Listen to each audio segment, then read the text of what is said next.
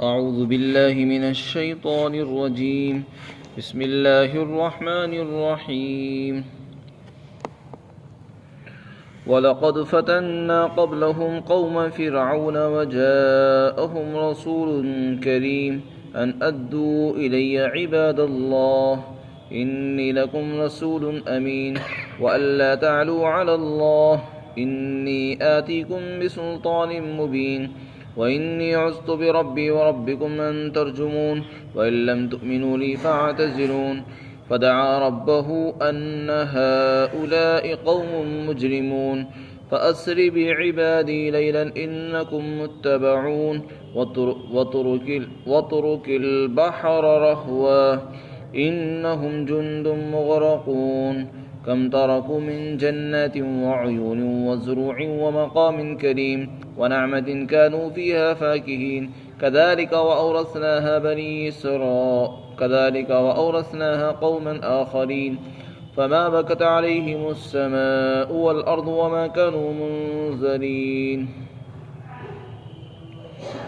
اور یقیناً ہم نے ان سے پہلے فرعون کی قوم کو بھی آزمایا تھا، اور ان کے پاس ایک معزز رسول آئے اور انہوں نے یہ فرمایا کہ اللہ کے بندوں کو میرے حوالے کر دو، یقیناً میں تمہارے لیے ایک امانت دار پیغمبر بن کر آیا ہوں، اور تم اللہ کے مقابلے میں سرکشی مت کرو، بے شک میں تمہارے پاس واضح دلیل لے کر آیا ہوں، اور میں اپنے پروردگار کی اور تمہارے رب کی پناہ چاہتا ہوں اس بات سے کہ تم مجھے سنگسار کرو، اور اگر تم ایمان نہیں لاتے ہو مجھ پر تو تم مجھ سے علیحدہ رہو.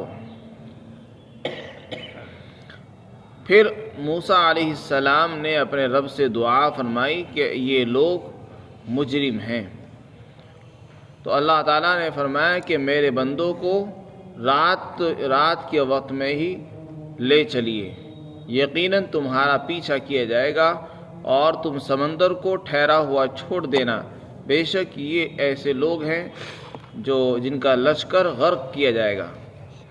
اور کتنے ہی باغات اور چشمے ہیں جو انہوں نے چھوڑ دیے تھے، اور بہت سی کھیتیاں ہیں اور معزز مقامات ہیں جو انہوں نے چھوڑ دیے ہیں، اور عیش کی وہ جگہیں جس کے اندر یہ عیش و عشرت کرتے تھے، مزے اڑایا کرتے تھے، یہ سب کچھ انہوں نے چھوڑ دیا ہے. اسی طریقے سے اور ہم نے ان کا وارث ایک دوسری قوم کو بنایا، اور پھر ان پر نہ آسمان رویا نہ زمین روئی، اور نہ ہی ان کو مہلت دی گئی.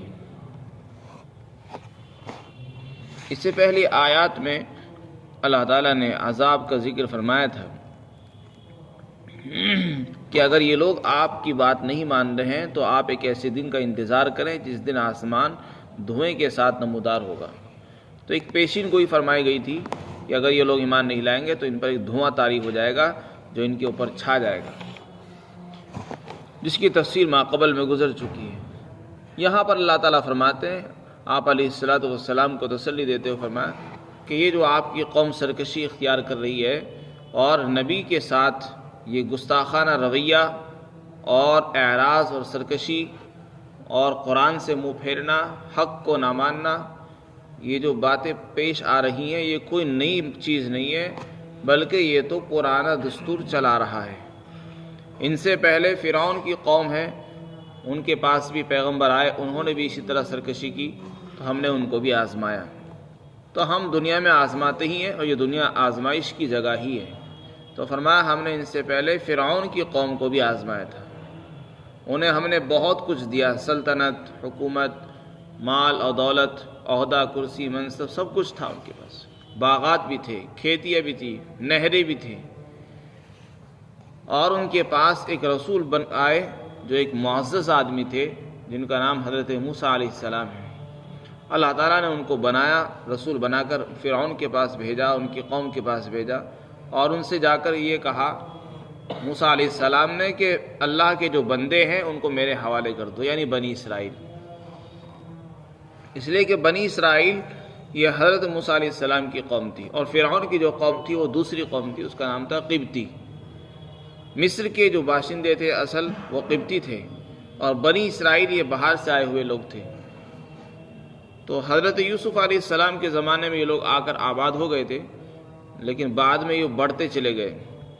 جب فرعون کے اور اس کی قوم کے لوگوں نے دیکھا کہ یہ تو باہر کے پردیسی لوگ ہیں، تو انہوں نے ان پر ظلم زیادتی شروع کی اور ان کو غلام بنا لیا، اور ان سے محنت کراتے تھے، کام لیتے تھے، اور ان کے اوپر ظلم بھی کرتے تھے۔ تو حضرت موسیٰ علیہ السلام کو اللہ نے حکم دیا کہ ان سے جا کر کہو کہ بنی اسرائیل کو میرے حوالے کرو، تم نے جن کو غلام بنا رکھا ہے ان کو میرے ساتھ روانہ کر دو، میں ان کو لے کر جاتا ہوں، اور میں ایک رسول بن کر آیا ہوں جو امانت دار ہے، میں تمہاری خیر خواہی چاہتا ہوں، ان کی بھی خیر خواہی چاہتا ہوں۔ لیکن انہوں نے منع کر دیا۔ حضرت موسیٰ علیہ السلام نے یہ بھی دعوت دی کہ تم اللہ کے مقابلے میں سرکشی مت کرو، اللہ تعالیٰ بہت بلند ہے، وہ عزتوں کا مالک ہے، تمام جہان کا مالک ہے، زمین اور آسمان پر اسی کی حکومت ہے، اسی کا تصرف ہے، لہذا اس کے مقابلے میں سرکشی اور بڑائی یہ تمہیں زیب نہیں دیتی، تم ایک ادنا انسان ہو، لہذا اس سے بچو۔ اور دیکھو تمہیں تمہارے سامنے ایک واضح دلیل لے کر آیا ہوں، معجزات بھی پیش کیے، عصائے موسیٰ ہے، ید بیضاء، اس کے علاوہ اور بھی معجزات اللہ تعالیٰ نے آپ کو عطا فرمائے۔ پھر ان کی طرف سے دھمکیاں دی گئی ہوں گی کہ یا تو آپ اپنی ان باتوں سے باز آ جائیں، اور اگر باز نہیں آؤ گے تو پھر ہم آپ کو سنسار کر دیں گے، شہر سے نکال دیں گے۔ اس طرح کی دھمکیاں ہر نبی کو دی گئی ہے اور دی جاتی رہی ہے، یہ کوئی نئی بات نہیں ہے۔ تو اس پر حضرت موسیٰ علیہ السلام نے اللہ کی پناہ مانگی کہ اے اللہ، میں اپنے رب کی پناہ مانگتا ہوں، اور اے لوگو تمہارا جو رب ہے وہ میرا بھی رب ہے، میں اس کی پناہ مانگتا ہوں اس بات سے کہ تم مجھے مار کر سنسار کر دو، سنسار کر کے مار دو۔ رجم کے معنی آتے ہیں کسی کو پتھر مار کر ختم کر دینا اور ہلاک کر دینا۔ تو اس موقع پر حضرت موسیٰ علیہ السلام نے دعا فرمائی کہ اے اللہ، میں تیری پناہ چاہتا ہوں اس بات سے کہ یہ لوگ مجھے پتھر مار کر ہلاک کریں۔ تو اس سے اندازہ ہوتا ہے کہ حضرت موسیٰ علیہ السلام کو انہوں نے رجم کرنے کی، سنسار کرنے کی دھمکی دی ہے، اسی کے جواب میں انہوں نے پناہ مانگی، اور یہ بھی کہا کہ دیکھو اگر تم ایمان نہیں لاتے تو مجھ سے دور رہو، مجھے دھمکی کیوں دیتے ہو؟ مجھے اپنا کام کرنے دو، میں اپنی محنت کرتا رہوں، مجھ سے الگ رہو، تم اپنا کام کرتے رہو، مجھے اپنا کام کرنے دو، میں دین کی محنت کرتا رہوں، لوگوں کو سمجھاتا رہوں، میرے لیے رکاوٹ نہ بنو، میں اللہ کا پیغام پہنچانا چاہتا ہوں۔ تمہیں ایمان لانا ہے ٹھیک ہے، نہیں ایمان لانا تم اپنا کام کرو، مجھے کام کرنے دو۔ لیکن انہوں نے بات نہیں مانی، رکاوٹ بن گئے۔ تو پھر انہوں نے اللہ سے دعا کی کہ اے پروردگار، یہ تو مجرم لوگ ہیں، ان کے گناہ بہت زیادہ ہو چکے ہیں، یہ جرم کی انتہا کو پہنچ چکے ہیں۔ انہوں نے عورتوں کو غلام بنا رکھا، عورتوں سے محنت لیتے تھے اور بچوں کو قتل کر دیا کرتے تھے۔ تو پھر اللہ تعالیٰ کی طرف سے حکم ہوا کہ آپ میرے بندوں کو راتوں رات لے کر چلے جائیے، بنی اسرائیل سے اپنی قوم سے کہہ دیجئے کہ رات کو نکلنا ہے، اور اللہ کی طرف سے ہجرت کا حکم آ چکا ہے۔ چنانچہ حضرت موسیٰ علیہ السلام نے پوری بنی اسرائیل برادری کو اطلاع کر دی، اور رات ہی میں پوری بنی اسرائیل قوم حضرت موسیٰ کے پیچھے پیچھے ہجرت کر کے روانہ ہو گئی، مصر سے نکل گئے۔ سامنے دریا آیا تو وہاں جا کر وہ پریشان ہوئے کہ سامنے دریا ہے تو کیسے اس کو پار کریں، آگے راستہ نہیں ہے۔ ادھر فرعون کو بھی اطلاع ہو گئی رات ہی میں کہ بنی اسرائیل نکل رہے ہیں، چلے گئے، بھاگ گئے ہیں۔ تو فرعون اپنے پوری فوج کے ساتھ، پورے لاؤ لشکر کے ساتھ وہ بھی پیچھا کرنے کے لیے نکل پڑا۔ بنی اسرائیل نے دیکھا کہ پیچھے فرعون کا لشکر ہے، سامنے دریا ہے، تو وہ چلانے لگے، چیخنے لگے کہ اے موسیٰ، تم نے ہمیں مروا دیا، ہم یہاں پھنس گئے۔ تو اس پر حضرت موسیٰ علیہ السلام نے دعا فرمائی، تو اللہ کی طرف سے حکم ہوا کہ آپ سمندر پر لاٹھی ماریے۔ چنانچہ سمندر پر لاٹھی ماری گئی، اور اس سے اللہ تعالیٰ نے بطور معجزہ کے سمندر کے پانی کو روک دیا، اور اسی میں راستے بن گئے۔ بنی اسرائیل کی جو قبیلے تھے، ان کی قبیلوں کی تعداد کے مطابق 12 قبیلے، 12 راستے بن گئے۔ چنانچہ بنی اسرائیل اطمینان سے پار ہو گئے۔ اللہ تعالیٰ نے یہاں پر یہ بھی ہدایت فرمائی کہ اے موسیٰ، جب تم لوگ پار ہو جاؤ تو پار ہونے کے بعد سمندر کو ٹھہرا ہوا چھوڑ دینا، کیونکہ سمندر کا پانی رک گیا تھا اپنی جگہ پر اور پانی کے اوپر سے وہ گزر رہے تھے۔ تو بعض مرتبہ انسان کے ذہن میں یہ خیال آتا ہے کہ یہ جو پانی رکا ہوا ہے، اگر یہ اسی طرح رکا رہے گا تو پھر دشمن بھی اس کے اوپر پار ہو جائے گا اور بھی کوئی اس کے اوپر آ سکتا ہے۔ تو ہر انسان یہ چاہتا ہے کہ پانی اپنی پرانی حالت پر لوٹ آئے۔ تو حضرت موسیٰ علیہ السلام کو بھی اس طرح کا خیال آ سکتا ہے، تو اس لیے پہلے ہی ہدایت دے دی کہ آپ کو یہ خیال نہیں آنا چاہیے کہ یہ پانی اپنی حالت پر لوٹ آئے، اس لیے کہ ہم یہ چاہتے ہیں کہ فرعون بھی اس کی پانی کو راستہ سمجھ کر اس کے اندر داخل ہو جائے، اور جیسے ہی وہ بیچ میں پہنچے تو پھر ہم پانی کو حکم دے دیں کہ تو اپنی حالت پر آ جا، تاکہ وہ غرق ہو جائے۔ ہمیں اس کو غرق کرنا ہے، اس لیے آپ جلدی نہ کریں پانی کو اپنی حالت پر لانے کی۔ اس لیے فرمایا کہ سمندر کو اس کے حال پر چھوڑ دینا، اور یہ مت سمجھنا کہ فرعون پار ہو جائے گا۔ ہم نے اس لیے فرعون کے لیے راستے کو روک کر رکھا ہے تاکہ وہ راستہ سمجھ کر پانی میں داخل ہو جائے، اور جیسے وہ پانی میں داخل ہوگا تو ہماری طرف سے پانی کو حکم ہو جائے گا اور پانی اس کو غرق کر دے گا۔ چنانچہ ایسا ہی ہوا۔ فرعون کی موسیٰ علیہ السلام کی قوم تو پار ہو گئی۔ فرعون نے دیکھا کہ ہمارے لیے راستے بنے ہوئے ہیں، تو فرعون نے اپنے پورے لشکر کو پانی میں داخل کرنے کا حکم دیا۔ چنانچہ فرعون خود بھی اور اس کا پورا لشکر پانی میں داخل ہو گیا، راستے سمجھ کر چلنے لگے۔ ادھر سے اللہ کی طرف سے حکم ہو گیا، پانی مل گیا بس میں۔ اور فرعون نے جب دیکھا کہ یہ تو ہلاکت کا وقت ہو چکا ہے تو ایمان لانے لگا، لیکن اس وقت کا ایمان معتبر نہیں ہوا، اس لیے اللہ تعالیٰ نے اس کو غرق فرما دیا۔ اسی کو فرمایا وَاتْرُكِ الْبَحْرَ رَهْوًا، اور آپ سمندر کو چھوڑ دینا، کیونکہ یہ لشکر غرق کیا جائے گا۔ پھر آگے اللہ تعالیٰ فرماتے ہیں کہ جس لشکر کو ہم نے غرق کیا ہے یہ کوئی معمولی لشکر نہیں تھا، فرعون کا بہت بڑی سلطنت کے مالک تھے۔ فرمایا کتنے سارے باغات تھے، کتنے چشمے تھے، کتنے کھیت تھے، اور کتنے معزز اور عزت کے مقامات تھے۔ ان کے مکانات محلات تھے، اونچے اونچے محلات، عزت کے مقامات، جن کے اندر یہ لوگ زندگی بسر کرتے تھے۔ عیش اور عشرت کے ہر سامان ان کے پاس موجود تھے، لیکن جب اللہ تعالیٰ کسی کو ہلاک کرنے پر آتا ہے تو سب کچھ چھوڑ کر جانا پڑتا ہے۔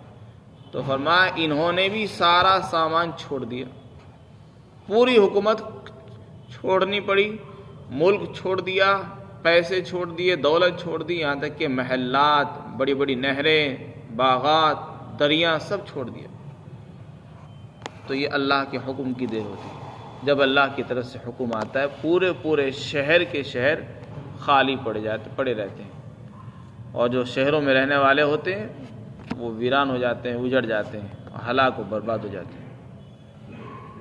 فرمایا وَنَعْمَةٍ كَانُوا فِيهَا، اور عیش کے کتنے سامان تھے جس میں یہ مزے کرتے تھے، یعنی عیش کا کوئی سامان ایسا نہیں تھا جو ان کے پاس موجود نہ ہو۔ عیاشی کے، آرام اور راحت کے ہر سامان موجود تھے، وہ سارے سامان وہ چھوٹے رہ گئے، پڑے رہ گئے۔ تو جیسے ہم نے فرعون کی قوم کا حال کیا ہے، ہم اسی طریقے سے کرتے آ رہے ہیں، ہم اسی طرح کرتے ہیں۔ پھر جب فرعون ختم ہو گیا، اس کی قوم چلی گئی، مصر تو پورا کا پورا ویران پڑا تھا، تو اللہ تعالیٰ نے دوسری قوم کو، بنی اسرائیل کو اس کا وارث بنا دیا۔ اللہ تعالیٰ فرماتے ہیں ہم نے موسیٰ علیہ السلام کی قوم کو ہی اس کا وارث بنا دیا، چنانچہ وہ مصر کے مالک بنے۔ لیکن فرعون کی جو قوم تھی، اللہ تعالیٰ بتانا چاہتے ہیں کہ کسی آدمی کو نہ مال پر گھمنڈ کرنا چاہیے، نہ دولت پر، نہ حسن پر، نہ مال پر، نہ ہی صلاحیتوں پر، اس لیے کہ اگر کوئی آدمی اللہ کو بھول کر زندگی گزارے گا تو زمین اور آسمان میں سے کوئی اس پر رونے والا بھی نہیں ہوگا جس دن وہ ہلاک ہوگا، کوئی آنسو بہانے والا بھی اس کو نہیں ملے گا۔ اللہ تعالیٰ فرماتے فرعون کا فرعون کی کتنی بڑی برادری تھی اور کتنا بڑا ملک تھا اس کا، اور کیسے کیسے سامان تھے، لیکن جس دن وہ مرا کوئی رونے والا بھی نہیں تھا۔ آدمی تو آدمی، زمین اور آسمان بھی رونے والے نہیں تھے، نہ زمین روئی نہ آسمان رویا، نہ زمین نے آنسو بہائے نہ آسمان نے آنسو بہائے. یہ قرآن کے الفاظ ہیں. اور نہ ان کو مہلت ملی، یعنی انہوں نے مہلت چاہی کہ ہمیں تھوڑا سا موقع دے دیا جائے، مہلت بھی نہیں ملی. جب ہلاکت کا وقت آتا ہے تو پھر دیر نہیں ہوتی. زمین اور آسمان کے رونے کا کیا مطلب ہے؟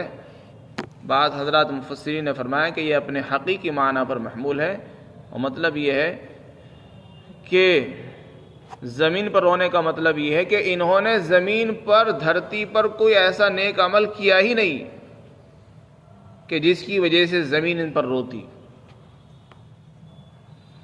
اور آسمان کے رونے کا مطلب یہ ہے کہ انہوں نے کوئی ایسا نیک عمل آسمان پر پہنچایا ہی نہیں کہ آسمان ان کے جانے پر روتا.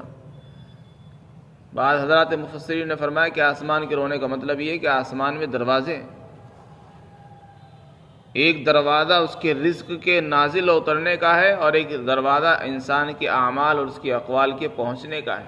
جب وہ مرتا ہے، کوئی نیک بندہ مرتا ہے، تو آسمان کے وہ دروازے روتے ہیں. بہت سی روایات سے اس کی تائید ہوتی ہے کہ جب کوئی نیک آدمی روتا ہے، نیک بندہ دنیا سے جاتا ہے، تو زمین بھی روتی ہے، آسمان بھی روتا ہے. تو یہ اپنے مجاز پر بھی ہو سکتا ہے، حقیقی معنی پر بھی لوگوں نے اس کو محمول فرمایا. زمین اور آسمان ہوتی ہے. لیکن یہ فرعون کی قوم اتنے بدترین لوگ تھے اور اتنے بدبخت تھے کہ زمین اور آسمان کوئی نہیں روئیں گے، نہ ان کو مہلت دی گئی. یہ اللہ کی طرف سے حال ہوتا ہے.